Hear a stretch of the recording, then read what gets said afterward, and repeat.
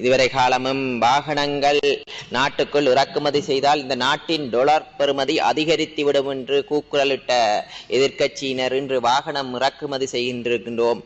அதே நேரம் வாகனம் இறக்குமதி செய்ததிலிருந்து லக்ஸரி டேக்ஸை நீக்கி இருக்கின்றோம் என்று 50 லட்சத்துக்கு குறைவான வாகனங்களுக்கு லக்ஸரி டேக்ஸை நீக்கி சாதாரண மக்களும் வாகனங்களை கொள்முதல் செய்யக்கூடிய ஒரு நிலையை நாட்டில் ஏற்படுத்தி இருக்கின்றோம். ஏனென்றால் இன்று நாட்டில் சுற்றுலா பயணிகளின் எண்ணிக்கை அதிகரித்து வருகின்றன.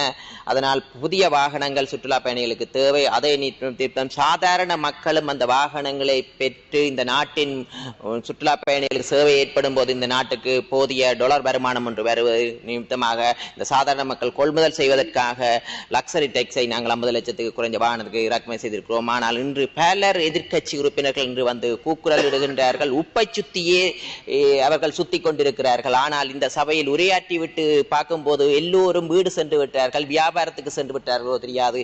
இங்கே இந்த பாராளுமன்றத்தை அவர்கள் ஒரு விளம்பரப்படுத்தும் ஒரு நிலையமாகவும் மக்களை குழப்பும் விதமாக அரசியல்வாதிகள் பயன்படுத்துகின்றனர்.